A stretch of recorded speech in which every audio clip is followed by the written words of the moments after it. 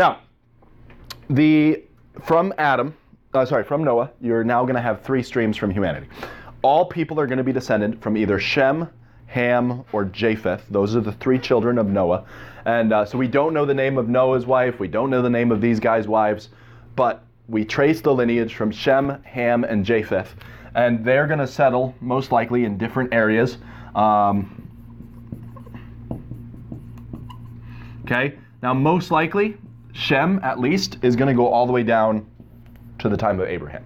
So it's pretty impressive how long he's going to live. Ham and Japheth, we're not given quite as much stuff. We are going to see a curse be pronounced on one of Ham's descendants by the name of Canaan for some of the stuff that happens in just a sec. And then, of course, a blessing is going to be pronounced on Shem and Japheth because of what they do. Now, as we follow up, look at the text. We'll look at Genesis chapter 9. Okay, Genesis chapter 9, and we will start in verse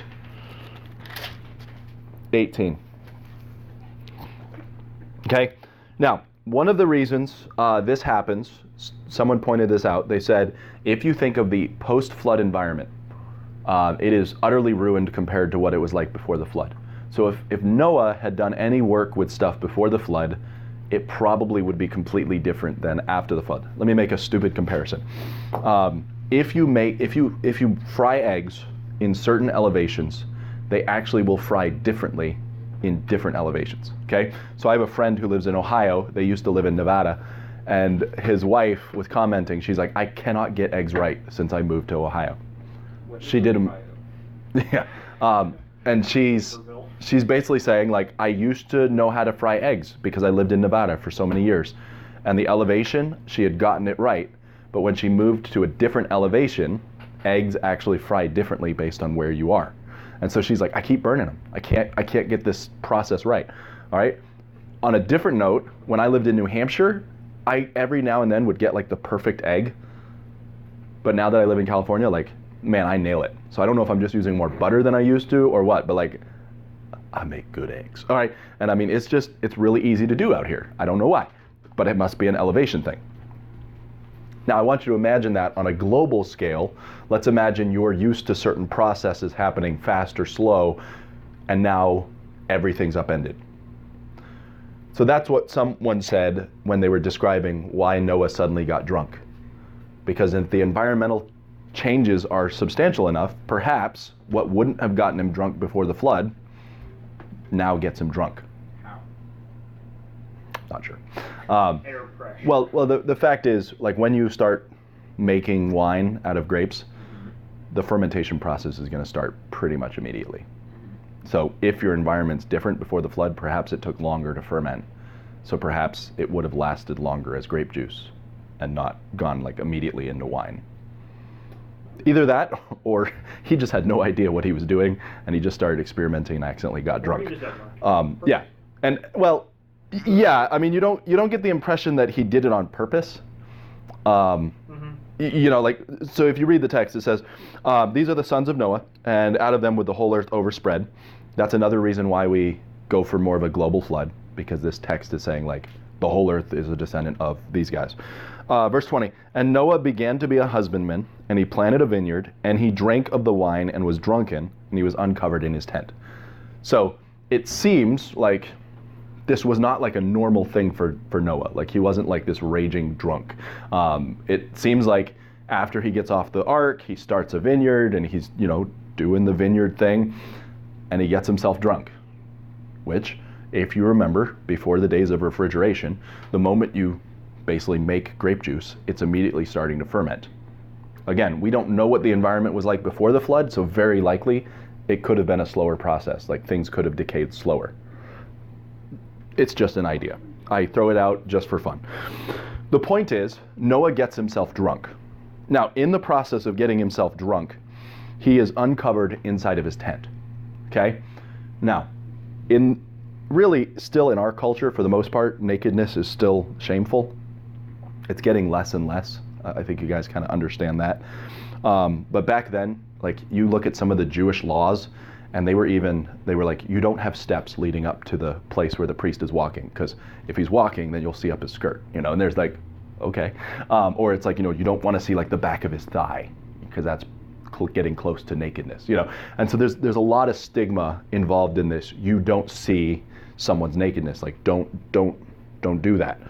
In fact, all the Levitical laws that talk about like sexual matters, your spouse is your nakedness. So like, if you reveal the nakedness of your father, it's actually revealing the nakedness of your mom. And so there's all this connection. It's basically shameful. Okay, so any revelation of this is like, you don't do that.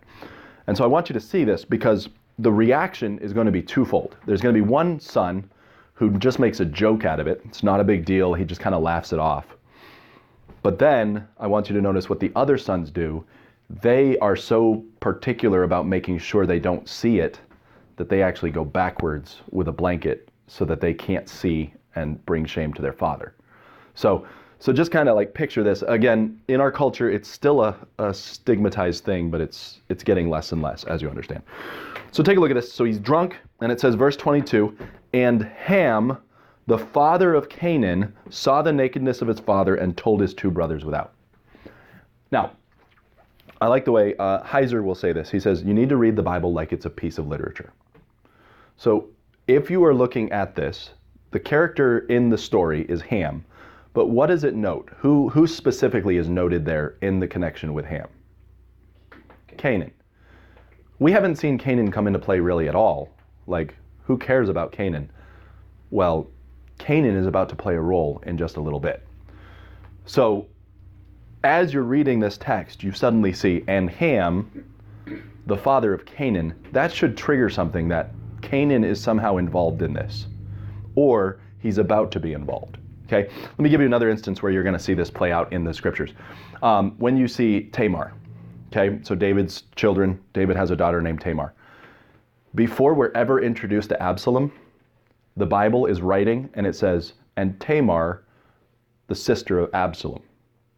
And you're kind of like, why on earth would you introduce Absalom? Like, he has nothing to do with the story yet.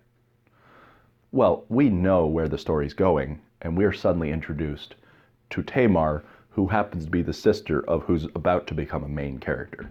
So pay attention to those little clues. Like, as you read the Bible, there are going to be like random side comments that are made, and it's just to kind of remind you, this is actually the focus that you're about to need to pay attention to. So look what happens. It says, Ham, the father of Canaan, he saw the nakedness of his father, and he told his two brethren without. Now, so he sees it, he doesn't do anything about it. He goes and he tells his brothers about it. What he should have done is he should have done something to cover it up, but he doesn't. In fact, he goes and apparently just starts talking to his brothers about it. Now, Shem and Japheth took a garment and laid it upon both their shoulders and went backwards and covered the nakedness of their father, and their faces were backward, and they saw not their father's nakedness.